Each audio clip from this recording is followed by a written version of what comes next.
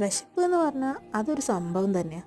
അതിനെ വേണ്ട രീതിയിൽ കൈകാര്യം ചെയ്തിട്ടില്ലെങ്കിൽ അത് പല രീതിയിലായിട്ട് എനിക്ക് റിഫ്ലക്റ്റ് ചെയ്ത് തുടങ്ങും.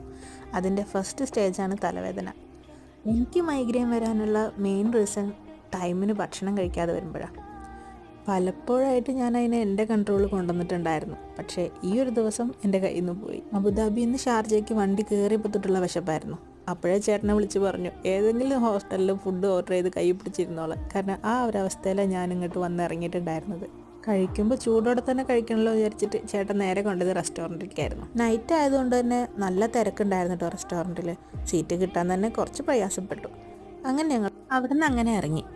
ചേട്ടൻ ഡിസംബറിൽ നാട്ടിലേക്ക് പോവുകയാണ്. അപ്പോൾ ചെറിയൊരു ഷോപ്പിംഗ് സ്റ്റാർട്ട് ചെയ്യാമെന്ന് വിചാരിച്ച് ഞങ്ങൾ അടുത്ത് കണ്ടൊരു ഷോപ്പിൽ കയറി. പക്ഷേ പറയത്തക്ക വിധത്തിലുള്ള സാധനങ്ങളൊന്നും അവിടെ ഇല്ല. വെറുതെ ചുറ്റിപ്പറ്റി ടൈം കളയണ്ടെന്ന് കരുതി ഞങ്ങൾ അവിടെ നിന്ന് ഇറങ്ങി നേരെ റൂമിലേക്ക് വെച്ച് പിടിച്ചു.